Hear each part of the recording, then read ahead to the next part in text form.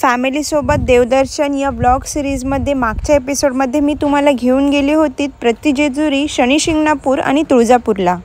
आणि आता आपण निघालो आहोत तुळजापूरहून आपल्या पुढच्या प्रवासासाठी. तर वाजले होते पहाटेचे 4 आणि तुळजापूरहून जिथे थांबलो होतो तिथे आंघोळी वगैरे केला, फ्रेशनअप झालो आणि पुढच्या प्रवासाला आम्ही लवकर सुरुवात केली, कारण ऊन खूप होतं आणि उन्हाच्या अगोदर आपल्याला पुढच्या डेस्टिनेशनपर्यंत पोहोचायचं होतं. आता आम्ही पोहोचलो आहोत अक्कलकोटला. वाजली आहेत 5:45 आणि आता चहा वगैरे घेऊन निघणार आहोत दर्शनाला. थंड वातावरणात मस्त गरम गरम चहा प्यायला आणि निघालो मंदिरात जाण्याच्या वाटेने. तत्पूर्वी मंदिरात जाण्याच्या मार्गालाच एक गजरा विकणारे काका उभे होते. त्यांच्याकडून ऋषीने मला हा छान असा मोगऱ्याचा गजरा घेऊन दिला. त्यामुळे तर आनंदात अजूनच भर पडली. मस्त गजरा केसांत माळला, पूजेचे साहित्य घेतले आणि आम्ही निघालो स्वामींच्या दर्शनाला. स्वामींच्या मंदिरात गेल्या गेल्यास तारक मंत्र ऐकला आणि ती वेगळीच ऊर्जा अंगात संचारित झाली. हा मंत्र मी जेव्हा पण ऐकते ना तेव्हा एक वेगळीच फिलिंग, एक वेगळीच ऊर्जा मीन्स वाईब अशी येते. तर मंदिरात अतिशय लख प्रकाश होता, सर्वत्र लायटिंग्स वगैरे चालू होत्या आणि पहाटेचा टाईम होता, त्यामुळे वातावरणही खूप शांत आणि थंड होते. मंडळींनो, माझ्यासमोर तुम्ही हा जो वटवृक्ष बघताय ना, तिथे स्वामी प्रगट झाले होते. तर स्वामींचे मस्त दर्शन झाले, जास्त गर्दी नव्हती. त्यानंतर आम्ही आजूबाजूला असलेल्या देवदेवतांचे दर्शनही केले आणि तुमच्या सर्वांसाठी चांगली प्रार्थनासुद्धा केली. इकडे काही लोक गुरुचरित्राचे पठण करत होते, तर काहीजण त्यांच्या नित्यसेवेमध्ये मग्न होते. आणि हो, मी आश्चर्यचकित झाले जेव्हा समोर ही स्वामींची रुद्राक्षांपासून साकारलेली प्रतिमा बघितली. खरंच किती छान ती कला होती आणि hats off to that artist, the great work. आणि हो, मस्त शांततेत दर्शन झाल्यानंतर काही वेळा आम्ही मंदिरामध्ये स्पेंड केला, स्वामींचे चिंतन मनन केले. खरं तर तिथून उठूच वाटत नव्हते, परंतु काय, आम्हाला पुढचा पल्लाही गाठायचा होता. कुठल्याही देवदेवतांचं मंदिर असू दे, परंतु मंदिरामध्ये एक वेगळीच पॉझिटिव्ह वाईब असते. तुम्हाला पण ही पॉझिटिव्ह एनर्जी कधी जाणवली आहे का? नक्कीच कमेंट बॉक्समध्ये कमेंट करून सांगा. दर्शन झाल्यानंतर आम्ही मंदिराच्याच बाजूला असलेल्या शॉपिंग मार्केटमध्ये गेलो, जिकडे की तुम्हाला पूजेच्या साहित्यातल्या सर्व गोष्टी मिळतील. आम्हीसुद्धा पूजेला लागणाऱ्या काही वस्तूंची खरेदी केली. खूप छान छान पितळी वस्तू होत्या आणि बरं का, प्रसादही घेतला.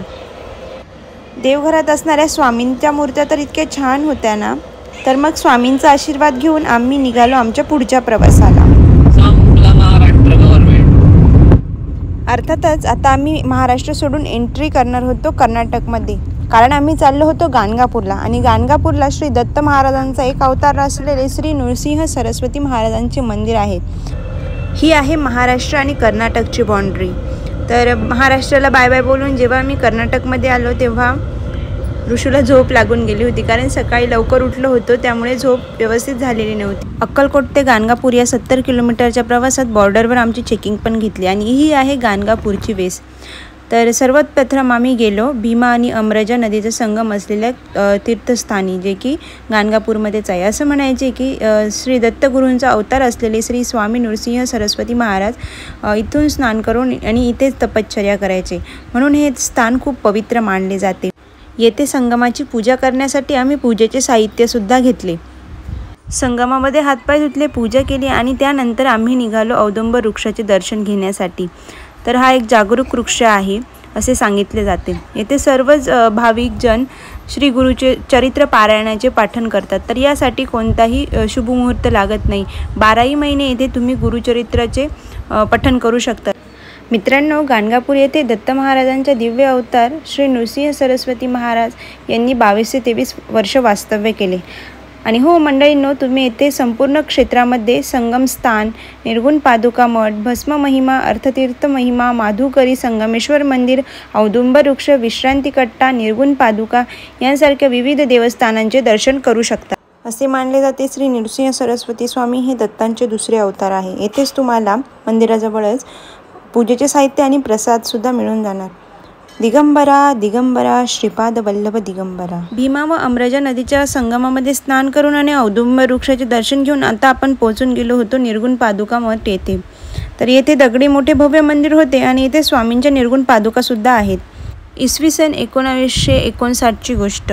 श्री गाणगापूर येथे मठ बांधून स्वामी आपल्या पादुका ठेवून गुप्त झाले आणि आजही अनेक भक्तांच्या मनोकामना हे गुप्त रूपानेच श्री नृसिंह स्वामी सरस्वती पूर्ण करत आहे. अशी यांसारख्या अनेक खूप महिमा श्री गुरुचरित्र पारायणसुद्धा गाणगापूरच्या वर्णविले आहेत. दर्शन तर मस्तच झाले होते. मग काय, महाप्रसाद घेतला आणि निघालो पुढे पंढरपूरला जाण्यासाठी. आणि फायनली अशा प्रकारे आम्ही पोहोचलो आहोत पंढरपूरला. मेहंदी पण छान रंगली आहे, झोप पण काढून झाली. आता मस्त थंड पाण्याने आंघोळ करू. बसल्या बसल्या मेहंदी रंगवली का लागणार. आत्या असं म्हणत होत्या, कारण खूप उन्हामध्ये आम्ही पोचून गेलो होतो पंढरपूरला. भर दुपार होती आणि दर्शनाला जाण्या अगोदर आम्हाला जायचं होतं चंद्रभागेमध्ये स्नान करण्यासाठी.